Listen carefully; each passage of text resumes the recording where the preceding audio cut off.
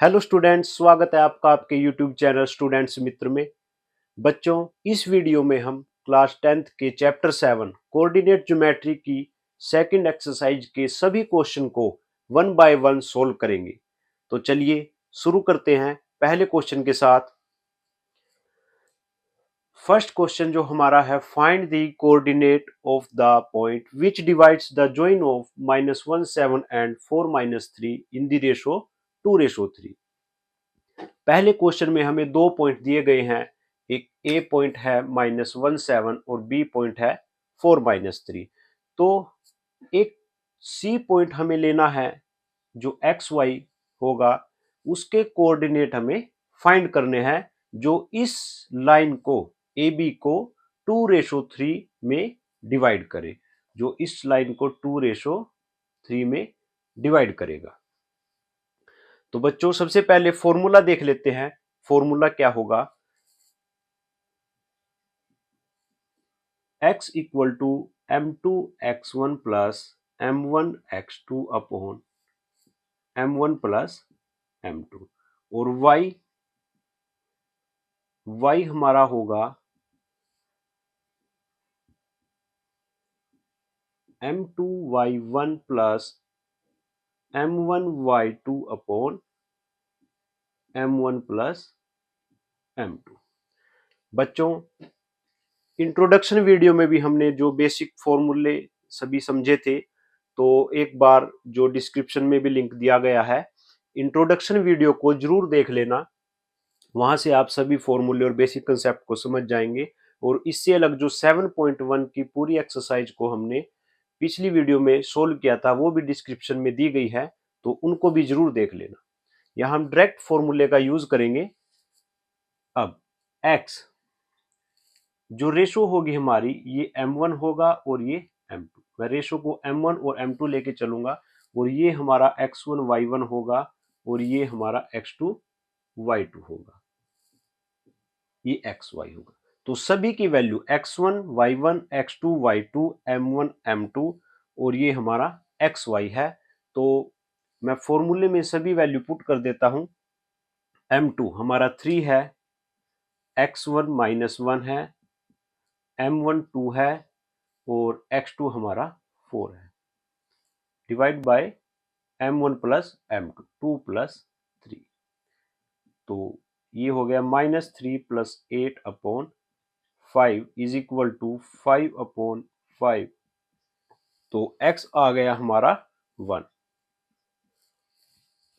ऐसी y देख लेते हैं, y is equal to m2 y1 plus m1 और y2 upon m1 plus m2। ये हो गया हमारा 21 और ये हो जाएगा प्लस माइनस माइनस के 6 upon 5 is equal to 15 upon 5। तो यहां से y कितना आ गया हमारा 3। तो y की वैल्यू 3 और x की वैल्यू 1 आ गया। तो x हमारा 1 होगा और y हमारा 3 होगा। तो c के कोऑर्डिनेट, उस पॉइंट के जो कोऑर्डिनेट हमारे 1 3 होंगे, जो a और b को 2:3 में डिवाइड करेगा। सेकंड क्वेश्चन हमारे पास दिया गया है, find the coordinates of the points.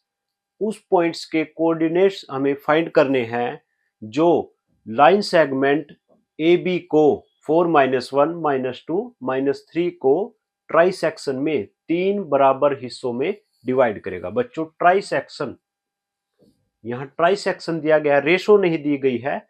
हमें क्वेश्चन को कोई भी पॉइंट अगर निकालना है तो a और b x1 y1 और x2 y2, और बीच में हमें दो रेशो चाहिए। तो यहां हमें ए बी तो दिया गया है लेकिन रेशो नहीं दी है, उसके लिए उसने क्या वर्ड दिया है, ट्राई सेक्शन। ट्राई सेक्शन क्या होता है, समान 3 भाग में, समान 3 हिस्सों में उसको डिवाइड करना। तो मैं इस लाइन को 3 हिस्सों में डिवाइड कर देता हूं। एक पार्ट हमारा ए सी हो गया और दूसरा सी डी हो गया और तीसरा डी बी हो गया। ये तीनों हमारे बराबर हिस्सों में इक्वली डिवाइड होगा। अब ये 2 पॉइंट जो सी और डी हैं, हमें इनके कोऑर्डिनेट्स को फाइंड करना है। तो 2 बार हमें इसमें फॉर्मूला यूज करना पड़ेगा। मैं पहले सी के कोऑर्डिनेट फाइंड कर लेते हैं। सी को मैं एक्स वाई लेट कर लेता हूं। Let the coordinate of C is x and y. अब रेशो के लिए हमें क्या करना होगा, ये तीनों हिस्से हमारे इक्वली हैं। पहले सी के ऊपर यदि हम अपना निशान लगाएं, सी के ऊपर अगर हम अपना निशान लगाएंगे तो इससे जो लेफ्ट साइड है हमारे कितने हिस्से हैं, एक, तो रेशो इस साइड एक हो जाएगी। और सी से राइट साइड कितने होंगे, 2 हिस्से हैं, तो इधर रेशो 2 हो जाएगी। तो M1 और M2 हमारे 1 और 2 आ गए हैं। ये भी पता है हमें और ये भी पता है। तो फॉर्मूला यूज कर लेते हैं। मैं डायरेक्ट फॉर्मूला लगाऊंगा बच्चों। M2 into x1 plus M1 into x2 upon M1 plus M2। 8 minus 2 upon 3 is equal to 6 upon 3 is equal to 2। तो x कितना आ गया हमारा, 2। ये मैं कोऑर्डिनेट C के लिए, फॉर C के लिए मैं इसके फॉर्मूला यूज कर रहा हूं। अब y x2 M2 into y1 plus M1 into y2 upon M1 plus M2। ये -2 -3 अपॉन 3 माइनस के 5 अपॉन 3। तो y हमारा यहां से आ गया माइनस के 5 अपॉन 3 और x आ गया 2। तो जो c के कोऑर्डिनेट होंगे 2 और माइनस के 5 अपॉन 3 होंगे। तो 2 और माइनस के 5 अपॉन 3 होंगे। अब ऐसे ही हम d के कोऑर्डिनेट फाइंड कर लेते हैं। d के लिए अब फॉर्मूला यूज करेंगे x। अब d के लिए जो हमारी रेशो होगी, d की लेफ्ट साइड हमारे 2 हिस्से हैं और राइट साइड हमारा एक हिस्सा है, तो यहां रेशो क्या हो जाएगी, 2:1। अब M2 into x1 plus M1 into x2 upon M1 plus M2। 4 minus 4 upon 3, ये 0 हो जाएगा, 4 से 4 कैंसिल हो जाएगा। तो x हमारा कितना आ गया यहां, 0। अब y के लिए M2 into y1 plus M1 into y2 upon M1 plus M2। तो -1 -6 अपॉन 3 इज इक्वल टू -7/3। तो यहां से y कितना आ गया है, माइनस के 7/3 और x कितना आ गया है, 2, 0। तो d के कोऑर्डिनेट हमारे क्या होंगे, 0 माइनस के 7/3। तो 1/1 हमने c के भी कोऑर्डिनेट फाइंड कर लिए हैं और d के भी फाइंड कर लिए हैं। तो चलते हैं अगले क्वेश्चन की तरफ। थर्ड जो क्वेश्चन हमारा दिया गया है, to conduct sports day activity in your rectangular shaped school ground ABCD, lines have been drawn with chalk powder at the distance of 1 meter each. 100 flower pots have been placed at a distance of 1 meter from each other along AD as shown in figure. जैसा figure में दिखाया गया है, 100 flower pots, 100 गमले 1 metre each distance पर रखे गए हैं। जो हमारा ए से डी तक का डिस्टेंस है 100 मीटर। अब निहारिका जो रन कर रही है 1/4 ऑफ द डिस्टेंस एडी, वो एडी के 1/4 डिस्टेंस को कवर कर रही है सेकंड लाइंस में, and post A green flag, और ग्रीन फ्लैग को वहां लगा देती है। प्रीत रन्स 1/5 डिस्टेंस, प्रीत जो है एडी की 1/5 डिस्टेंस को कवर करती है 8 लाइन में और रेड फ्लैग को लगा देती है। तो what is the distance between both the flag, जहां उन्होंने फ्लैग लगाया है उसकी डिस्टेंस को हमें बताना है। और Rashmi, if Rashmi had to post a blue flag, अब रश्मि आ गई है, अगर उसने एक ब्लू फ्लैग उन दोनों के एग्जैक्टली बीच में हाफ वे में लगाना है, तो उस फ्लैग के कोऑर्डिनेट्स हमें फाइंड करने हैं। तो चलिए सबसे पहले हम जो हमारी निहारिका और प्रीत है इसके फाइंड कर लेते हैं। जैसे निहारिका,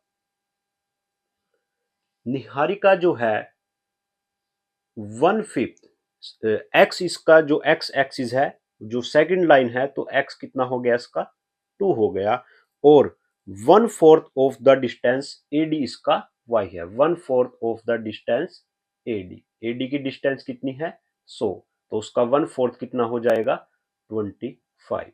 तो निहारिका की जो कोऑर्डिनेट्स हैं वो कितने हो जाएंगे 2 और 25। ऐसी प्रीत के देख लेते हैं। प्रीत 8 लाइन में है, इसलिए x कितना आ गया उसका 8, और 1/5 डिस्टेंस ऑफ एडी को वह कवर कर रही है, तो ये हमारा कट आ जाएगा 28 और 20।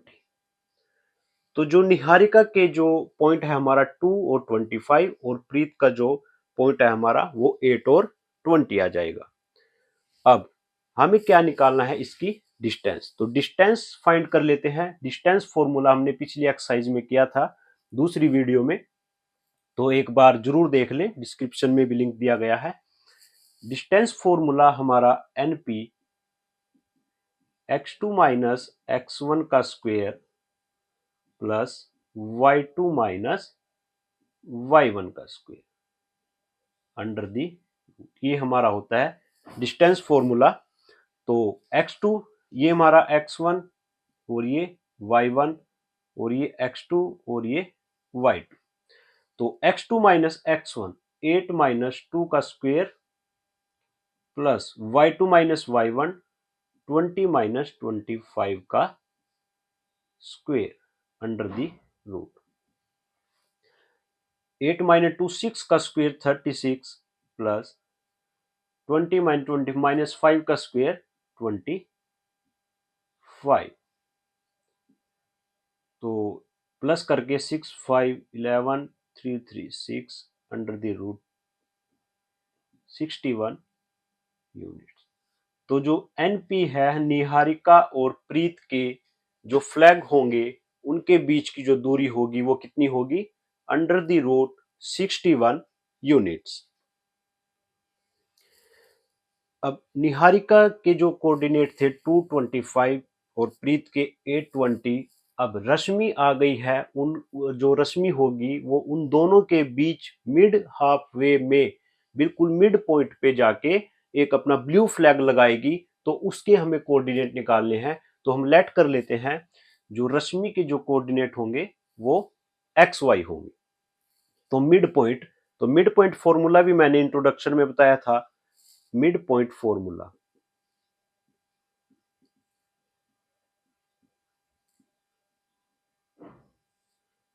x equal to x1 plus x2 by 2 और y equal to y1 plus y2 by 2। अब x हमें फाइंड करना है, ये हमारा x1 y1 और ये x2 y2, x1 plus x2 by 2 is equal to 10 by 2, तो x कितना आ गया हमारा 5, y is equal to y1 25 plus 20 by 2 is equal to 45 by 2, तो y कितना आ जाएगा हमारा 45 बाई 2 और x कितना आ जाएगा हमारा 5। तो जो मिड पॉइंट होगा जहां रश्मि अपने ब्लू फ्लैग को लगाएगी उसके कोऑर्डिनेट क्या होंगे x इक्वल टू 5 और y इक्वल टू 45 बाई 2। तो यह था हमारा तीसरा क्वेश्चन। बच्चों स्टडी केस में भी बहुत बार यह क्वेश्चन पूछा गया है, तो जरूर ध्यान से इसको कर लेना। फोर्थ क्वेश्चन हमारे पास, find the ratio in which line segment joining the points -3 10 and 6 -8 is divided by -1 6। A B हमें -3 10 और 6 -8 दिया गया है, और जो सी पॉइंट इसको डिवाइड करता है उसके जो कोऑर्डिनेट -1 और 6 दिए गए हैं। हमें रेशो को फाइंड करना है भी सी कोऑर्डिनेट किस रेशो में ए बी को डिवाइड करता है। तो यह पहले क्वेश्चनों का बिल्कुल उल्टा है, वहां रेशो दी गई थी, हमें सी पॉइंट निकालना था, और यहाँ पे सी पॉइंट दिया गया है, हमें रेशो फाइंड आउट करनी है। तो फॉर्मूला हमारा वही सेम रहेगा, लेकिन एक बात ध्यान रखनी है, चाहे एक्स वाला लगाओ चाहे वाई वाला, वहां हम दोनों फॉर्मूलों को यूज करते हैं। यहाँ एक ही से हम इसकी वैल्यू फाइंड कर सकते हैं, एक्स वाले से भी और वाई वाले से। मैं एक्स वाले को लगाता हूं, x is equal to m2 x1 plus m1 x2 upon m1 plus m2। अब x हमारा ये x1 y1, ये xy और ये x2 y2 और ये m1 m2। तो फॉर्मूले में पुट कर देते हैं, x -1 is equal to m2 हमें पता नहीं है, x1 -3 है, m1 भी हमें पता नहीं, x2 हमारा 6 है, divide by m1 plus m2। अब क्रॉस मल्टीप्लाई कर देते हैं, m1 की -1 के साथ करेंगे -m1, m2 की -1 के साथ करेंगे -m2, यहाँ माइनस के 3m2 और प्लस के 6m1। m1 वाले एक तरफ लेकर आने हैं और m2 वाले दूसरी तरफ लेके जाने हैं, तो -m1 और यहाँ से 6m1 को इस साइड लेकर आएंगे -6m1, यहाँ -3m2 और ये m2 उस साइड जाके प्लस का m2 हो जाएगा। अब देखिए माइनस माइनस प्लस माइनस के 7m1 is equal two plus minus minus minus के 2m2, यहाँ माइनस से माइनस क्रॉस हो जाएगा और 7m1 is equal to 2m2, ये हमारे पास आ गया है। अब ध्यान देना है, m1 के डिवाइड में m2 को लेकर आना है, और जो ये 7 है m1 के साथ उसे दूसरी साइड लेकर जाना है, तो 7 मल्टीप्लाई में है, दूसरी साइड डिवाइड में चला जाएगा। तो m1 m2 की जो रेशो है वो कितनी आ गई हमारे पास, 2:7। तो m1 कितना है 2 और m2 कितना है 7, तो रेशो आ गई 2:7। तो जो सी पॉइंट डिवाइड करेगा वो 2:7 में इस ए बी को डिवाइड करेगा। ये हमें x से निकाली है, x फॉर्मूले से निकाली है। यदि हम y फॉर्मूले से भी इसको निकालेंगे तब भी रेशो हमारी 2:7 आएगी। दोनों फॉर्मूले लगाने की जरूरत नहीं है, किसी भी एक से आप वैल्यू को निकाल सकते हैं, वह वैल्यू हमें पता होनी चाहिए। यदि हमें x की वैल्यू पता ही नहीं है तब हम x से नहीं निकाल सकते, यदि y की नहीं पता तो y से नहीं निकाल सकते। जो वैल्यू हमें दोनों में से पता होगी उस वैल्यू से निकालना है, यदि दोनों पता है तो किसी एक से निकाल लेना है। जो नेक्स्ट क्वेश्चन है हमारा fifth question, find the ratio in which the line segment joining A and B is divided by x axis, also find the coordinate of the point of division. अब जो हमारा पॉइंट है सी वह x axis पे है, तो मैंने introduction में भी और पिछली वीडियो में भी ये बात क्लियर की थी, अगर एक्स एक्स पर कोई हमारा एक्स एक्सिस पर हमारा कोई पॉइंट होगा तो उसके जो कोऑर्डिनेट होंगे वो x0 होंगे, x कोऑर्डिनेट पे y0 होगा और y एक्सिस पे हमारा x0 होगा। यदि यहाँ y एक्सिस होता तब इसके जो कोऑर्डिनेट होते हैं हमारे 0 और y बन जाते, लेकिन हमारे पास x एक्सिस है तो हम x एक्सिस को लेकर चलेंगे। अब हमें रेशो फाइंड करने हैं, वही हमारा फॉर्मूला होगा रेशो फाइंड करने का। अब देखिए बच्चों, पिछले में हमें दोनों पता थे इसलिए हम कोई सा एक फॉर्मूला यूज कर सकते थे, लेकिन यहाँ पर हमें x की वैल्यू नहीं पता है, यहाँ हमें y की वैल्यू पता है, इसलिए y वाला ही फॉर्मूला यूज करेंगे। तो y is equal to m2x1 plus m1y1 plus m1y2 upon m1 plus m2। y कितना दिया गया है हमारा 0, m2 हमें पता नहीं, y1 हमारा -5 है, m1 भी हमें नहीं पता और y2 हमारा 5 दिया गया, divide by m1 plus m2। अब क्रॉस मल्टीप्लाई यदि हम 0 के साथ m1 m2 की करेंगे तो वो कितना हो जाएगा 0, और इधर -5m2 इज प्लस 5m1। तो वही 5m1 को इस साइड लेके आना है, m2 को दूसरी साइड, तो 5m1 इधर आके माइनस के 5m1 हो जाएगा, और इधर क्या है हमारे पास माइनस के 5m2। अब माइनस से माइनस कट जाएगा, m1 के डिवाइड में m2 को लेके आना है, और इधर 5 है और ये 5 भी उसके डिवाइड में चला जाएगा, और रेशो आ जाएगी हमारी 1:1। तो जो C पॉइंट है हमारा वो इस लाइन को 1:1 में डिवाइड करेगा। अब ये तो हमें यहां पर निकाल लिया है। अब अगला जो हमें क्वेश्चन पूछा गया है इसमें, also find the coordinate of the point. जो ये हमारा पॉइंट है C, इसके कोऑर्डिनेट्स भी हमें फाइंड करने हैं। y तो हमें यहां पता है 0 है, तो वह निकालने की जरूरत नहीं है, सिर्फ x को हमें फाइंड करना है। तो मैं x वाला फॉर्मूला यहां पे लगा देता हूं,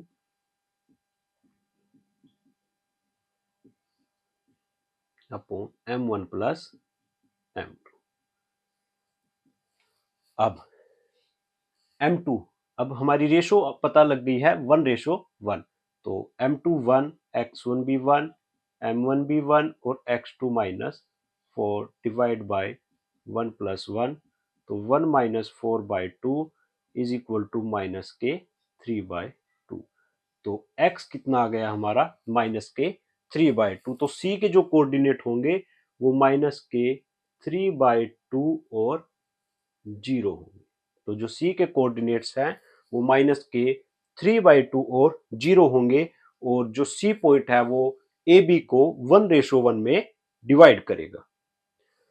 6 जो क्वेश्चन हमें दिया गया है, if 1 2 4 y x 6 and 3 5 are the vertices of parallelogram taken in order। यदि a b c d हमारे 4 पॉइंट हैं जो पैरेललोग्राम के वर्टिसेस हैं, तो find the value of x and y। तो x y की हमें वैल्यू फाइंड करनी है। तो देखिए बच्चों, ए बी, यदि हम जो O है हमारा जो सेंटर में है, यदि ए बी ए सी में हम मिड पॉइंट लाए तो O के जो कोऑर्डिनेट है वो हम फाइंड कर सकते हैं। यदि हम बी डी में भी मिड पॉइंट फॉर्मूला लगाएंगे तब भी हमें O के जो कोऑर्डिनेट हैं वो मिल जाएंगे। यदि हम बी डी से निकालेंगे तब भी O आएगा, और ए सी से निकालेंगे तब भी O आएगा। इसका मतलब क्या है, the mid point of B D is equal to mid point of A C. तो mid point of A C is equal to mid point of B D. अब ए सी के जो मिड पॉइंट के कोऑर्डिनेट्स होंगे वो क्या होंगे, x1 plus x2/2 and y1 plus y2/2।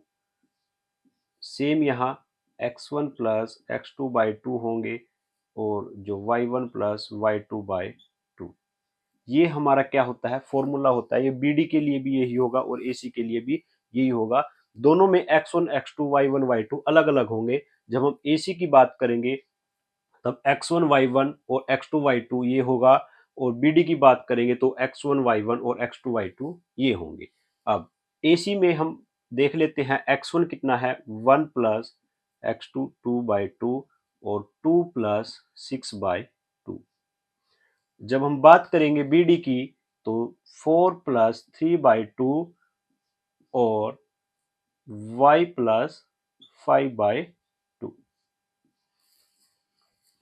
1 plus x/2 same रहेगा, और 6 प्लस 2 8, 8/2 कितना आ जाएगा 4। ये 7/2 और ये y plus 5/2।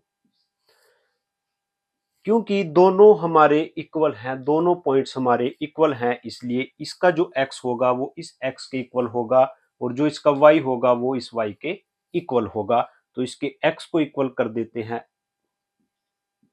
Is equal to 7/2 और इधर हम y को इक्वल कर देते हैं is equal to y plus 5/2। Cross multiply करते हैं या 2 से 2 डिवाइड हो जाएगा हमारा, तो x इक्वल टू 1 उधर जाके -7 - 1 कितना आ जाएगा 6 आ जाएगा। और यहाँ 4 2 जा 8 और ये 5 माइनस में आ जाएगा, तो यहाँ y कितना आ जाएगा 3 आ जाएगा। तो y 3 और x 6 हमने फाइंड कर लिया है x और y को। सेवंथ क्वेश्चन हमें दिया गया है find the coordinates of a points A where AB is the diameter of a circle whose center is 2 - 3 and जो B है वो हमारा 1 4 है।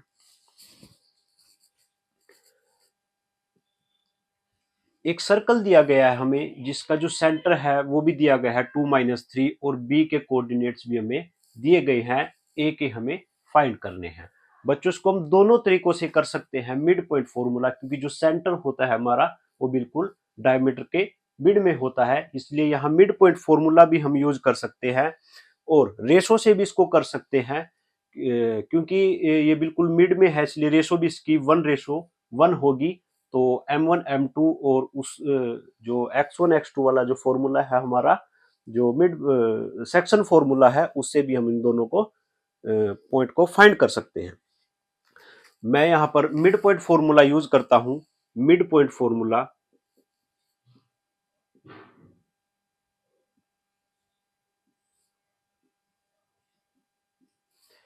मिड पॉइंट फॉर्मूला क्या होता है, x equal to x1 plus x2/2 and y equal to y1 plus y2/2।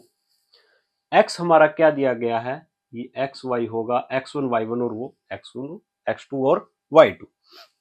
x में 2 दिया गया है और x1 हमें पता नहीं है, x2 हमारा 1 है, डिवाइड बाय 2, 2 2 जा 4, 1 माइनस में आ जाएगा, तो x1 हमारा कितना आ गया 3। सेम y हमें -3 दिया गया है, y1 हमें फाइंड करना है और y2 हमारा 4 है, तो 3 2 जा -6 और 4 इधर आके माइनस हो जाएगा, तो माइनस के 10 हमारा y1। तो जो a के कोऑर्डिनेट होंगे वो x1 3 और y1 -10। तो ये हमारे a के कोऑर्डिनेट्स होंगे। 8th क्वेश्चन बच्चों हमें दिया गया है if a and b are -2 -2 and 2 -4 respectively find the coordinate of p such that ap equal to 3/7 ab and p lies on line ab। बच्चों यदि आपने चैनल को अभी तक सब्सक्राइब नहीं किया है, आपके लिए हम इतनी मेहनत लगा के वीडियो को बना रहे हैं, तो प्लीज एक सब्सक्राइब जरूर कर दें और लाइक भी जरूर करें। तो देखिए मैंने पहले भी आपको क्वेश्चन में, पहले वाले ही क्वेश्चन में बोला था रेशो, यहां रेशो नहीं दी गई है। यदि हमें किसी भी कोऑर्डिनेट के सेक्शन फॉर्मूले से जो पॉइंट्स है हमारा, उसकी सेक्शन फॉर्मूले से कोऑर्डिनेट्स को फाइंड करना है, तो हमें ए और बी के कोऑर्डिनेट्स पता होने चाहिए और रेशो पता होनी चाहिए। लेकिन यहाँ हमें ए और बी के कोऑर्डिनेट्स तो पता है लेकिन रेशो नहीं दी गई है। रेशो फाइंड करने के लिए हमें यह एक वैल्यू दी गई है एपी की। यहां ये लिखा गया है AP is equal to 3/7 AB। यदि मैं इस AB को डिवाइड में ले आऊं तो AP is equal AP upon AB is equal to 3/7। तो AP और AB की रेशो कितनी आ जाएगी 3/7। यहाँ AB कितना है 7, तो अगर ये AB सारा कितना हो जाए 7 हो जाए, ये सारा कितना हो जाए 7 हो जाए, AP 3 हो जाए, यहां से यहां तक ये 3 आ गया, तो 7 - 3 ये हमारे पास कितना बचा 4। तो ये कितना बच जाएगा हमारे पास 4। तो रेशो कितनी आ गई 3:4। तो रेशो हमारी 3:4 आ जाएगी। रेशो निकालने के लिए हमें एपी की वैल्यू ये दी गई है, तो यहां से हम इसकी रेशो निकालेंगे। फिर वही सेक्शन फॉर्मूला, क्या कहता है हमारा सेक्शन फॉर्मूला, पहले x equal to m2 x1 plus m1 x2 by m1 plus m2। तो -8 प्लस 6/7 इज इक्वल टू -2/7। तो x की वैल्यू हमारी आ गई है -2/7। ऐसे ही हम y की वैल्यू निकाल लेंगे। y is equal to m2 into y1 plus m1 into y2/m1 plus m। -8 -12/7 -20/7। तो y की वैल्यू हमारे पास कितनी आ गई है -20/7 और x की वैल्यू -2/7। तो जो p के हमारे कोऑर्डिनेट्स हैं वो कितने आ जाएंगे -2/7 -20/7। तो ये हमारे p के कोऑर्डिनेट्स होंगे। 9th क्वेश्चन सेकंड क्वेश्चन की तरह दिया गया है। सेकंड क्वेश्चन में ट्राई सेक्शन था हमारे पास, यहाँ पर 4 इक्वल पार्ट्स दिए गए हैं। एक ए बी जो एक लाइन सेगमेंट है हमारा, वो 4 इक्वल पार्ट्स में डिवाइड है। वहां 3 में था, यहाँ 4 में है। सेम क्वेश्चन है बच्चों। तो 1 2 3 और 4 इक्वल पार्ट में है, डिवाइड हो गया है। तो 1 बाय 1 हम 3 जो हमें पॉइंट दिए गए हैं सी डी ई जो ए बी को डिवाइड करते हैं, उनके कोऑर्डिनेट्स को फाइंड करेंगे। तो सबसे पहले हम फाइंड करते हैं सी के कोऑर्डिनेट्स। तो सी के जो रेशो होगी, रेशो कैसे पता लगेगी बच्चों, वहां भी बताया गया था। सी के लेफ्ट साइड एक पार्ट है तो रेशो 1 होगी, और सी के राइट साइड हमारे 3 पार्ट्स है तो रेशो कितनी हो जाएगी 1:3। तो जो सी पॉइंट है हमारा, सी के लिए हम कोऑर्डिनेट्स फाइंड कर रहे हैं। C point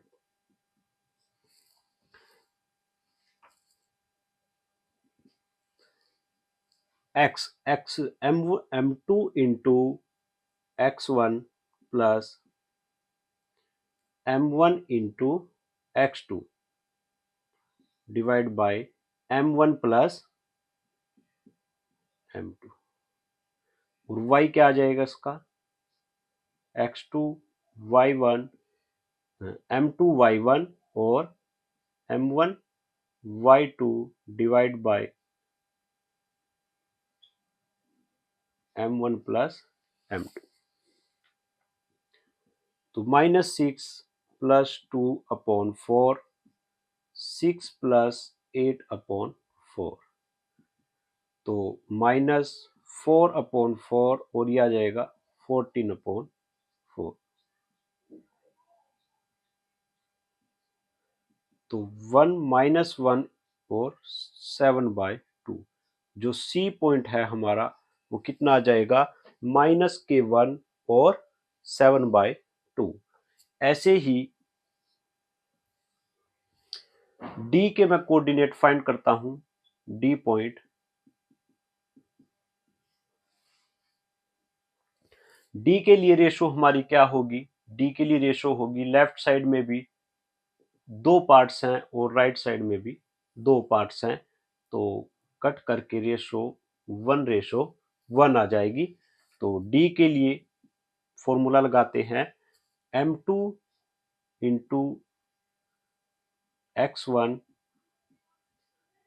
m1 x2 upon m1 plus m2। और y क्या होगा m2 y1 plus m1 y2 upon m1 plus m2।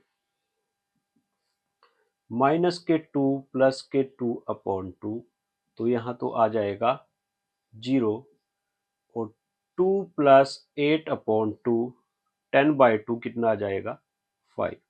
तो जो D है हमारा, उसके जो कोऑर्डिनेट होंगे वो होंगे हमारे 0,5। अब बात करते हैं E कोऑर्डिनेट की। E के लिए हमारे जो रेशो होंगे, लेफ्ट साइड में 3 पार्ट्स हैं और राइट साइड में 1 पार्ट है, तो रेशो होंगे 3:1। अब x के लिए m2 x1 plus m1 x2 divide by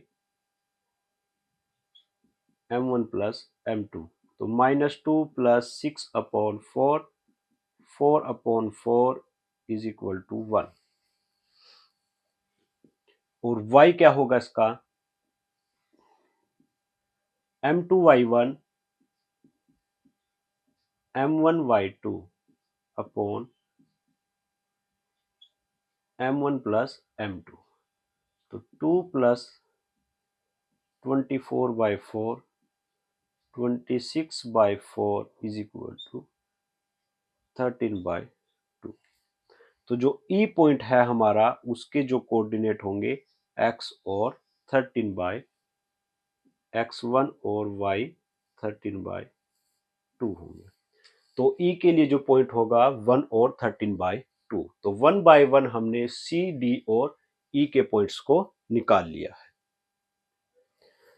last question हमारा जो 10th क्वेश्चन है, find the area of rhombus if its vertices are 3 0 4 5 -1 4 and -2 -1 taken in order. तो रोहम्बस के 4 पॉइंट हमें दिए गए हैं A B C D, और रोहम्बस का हमें एरिया पूछा गया है। बच्चों, एरिया ऑफ रोहम्बस, जो एरिया होता है रोहम्बस का, उसका जो फॉर्मूला होता है वो हिंट में भी आपको दिया गया है, 1/2 into product of its diagonal. जो भी इसके डायगनल है AC और BD, जो भी AC और BD की डिस्टेंस होगी उसका 1/2 हमारा जो होगा एरिया ऑफ रोहम्बस होगा। तो सबसे पहले हम AC और BD के डिस्टेंस निकालते हैं यूजिंग डिस्टेंस फॉर्मूला, जो हमने पिछली एक्सरसाइज में भी किया था। तो पिछली एक्सरसाइज को भी जरूर देखने ला।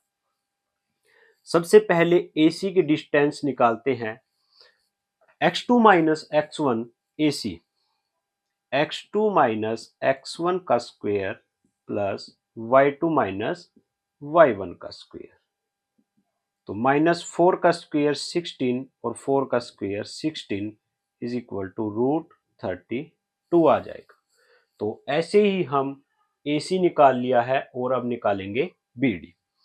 BD जो हमारा होगा, BD x2 माइनस x1 का square plus y2 minus y1 का स्क्वायर, माइनस माइनस प्लस 6 का स्क्वायर 36, और यहां भी माइनस माइनस प्लस 6 का स्क्वायर 36, इसका under the root is equal to 72 का अंडर दी रूट आ जाएगा। यदि हम इसके रूट से बाहर निकालें तो 6√2 होगा, और 32 को हम 4√2 भी लिख सकते हैं।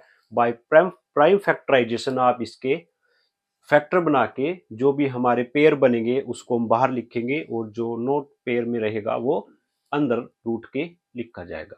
तो इसकी 4√2 यूनिट्स और BD हमारी 6√2 आई है। तो अब हम इसको फॉर्मूले में पुट करते हैं। जो एरिया होगा हमारा 1/2 AC 4√2 और BD हमारी 6√2 आई है। तो यहां से हम इसको कट कर देंगे, तो 6 2 जा 12, और √2 की √2 के साथ मल्टीप्लाई करके बच्चों क्या आएगा 2, तो ये कितना हो जाएगा 24 स्क्वायर यूनिट्स।